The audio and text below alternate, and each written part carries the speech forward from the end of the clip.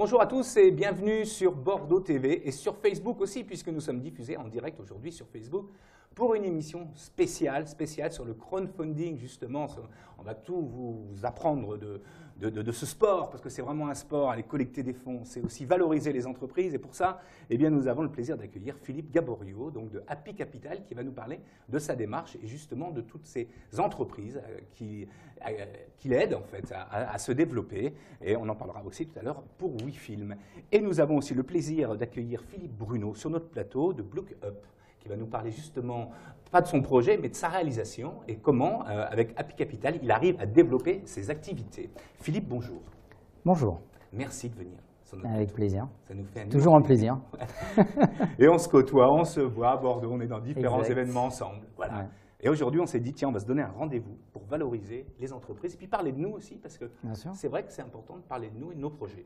C'est la richesse aussi de Bordeaux. Tout à fait. Alors déjà, Philippe, est-ce que tu peux nous parler de Happy Capital? Oui, rapidement. Happy Capital est une plateforme de crowdfunding. Donc, c'est un mot un peu barbare, mais ça veut dire financement participatif. Et nous, on est spécialisé dans le financement participatif pour les entreprises.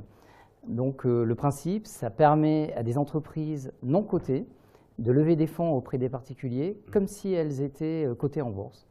Voilà, donc c'est assez sympathique et ça permet à toute une tranche de PME françaises de pouvoir se faire financer par les particuliers qui eux-mêmes peuvent devenir acteurs de leur financement et de leur investissement. Voilà, et c'est ça la raison essentielle de Happy Capital, et c'est de dire aux gens, investissez dans ces entreprises. Aujourd'hui, c'est ça la valeur de notre pays, hein, ce sont ces entreprises, et en plus, vous pouvez défiscaliser, c'est-à-dire défiscaliser à quelle hauteur, Philippe?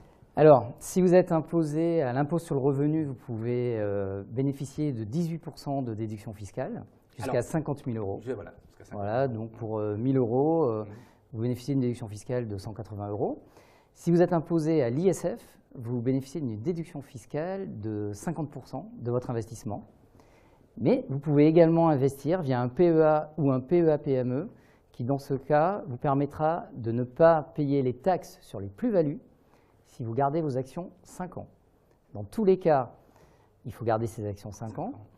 Et si jamais vous investissez via un PEA ou PEA-PME, vous ne bénéficiez pas de la déduction fiscale à l'entrée, à l'IR ou à l'ISF. Il faut faire le choix entre bénéficier d'une déduction à l'entrée ou à la sortie. Donc il ne faut pas enlever l'ISF? Ça dépend.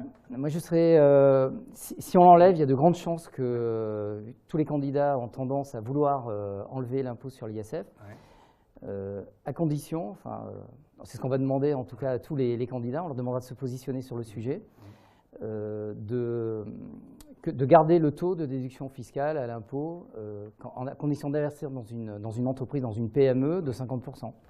Et au contraire, d'aligner le taux de déduction fiscale de l'IR sur celui de l'ISF. On devrait dire à nos hommes politiques de faire en sorte qu'on défiscalise 100% de ce qu'on investit dans une entreprise. Non mais c'est vrai, ça paraît logique. Oui, alors en Angleterre par exemple, si tu investis dans une entreprise, tu bénéficies d'une déduction fiscale de 50%.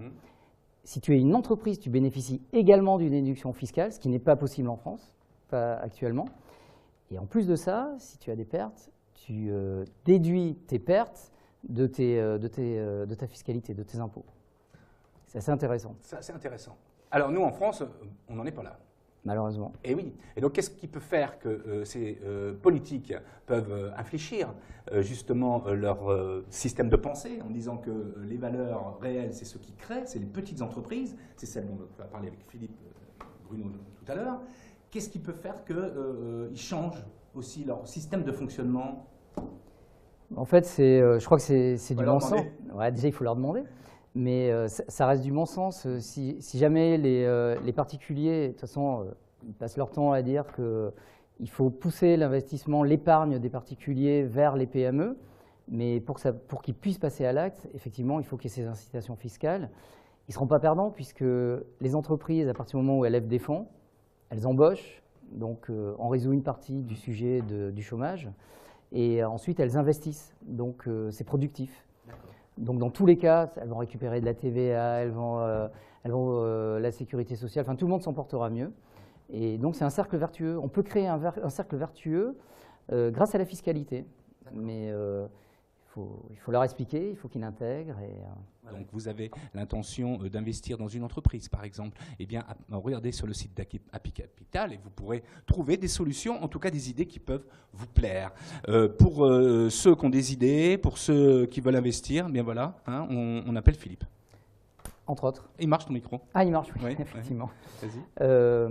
Entre autres, donc, non seulement ils peuvent investir, mais je voudrais juste signaler que les projets qu'on a sélectionnés, donc déjà on a fait des diligences sur ces sociétés, donc on les a retenus, on est régulé par l'AMF, donc c'est quelque chose de C'est quoi l'AMF alors pour les gens qui connaissent pas? C'est l'autorité des marchés financiers. D'accord, donc c'est très sérieux. C'est très sérieux, c'est très sérieux.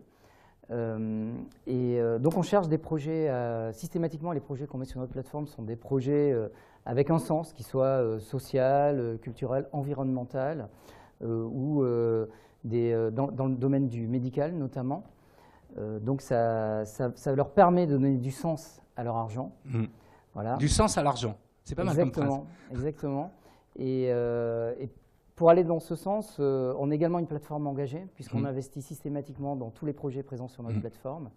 Et pour finir, je vous annonce en avant-première un partenariat avec la Fondation des maladies rares.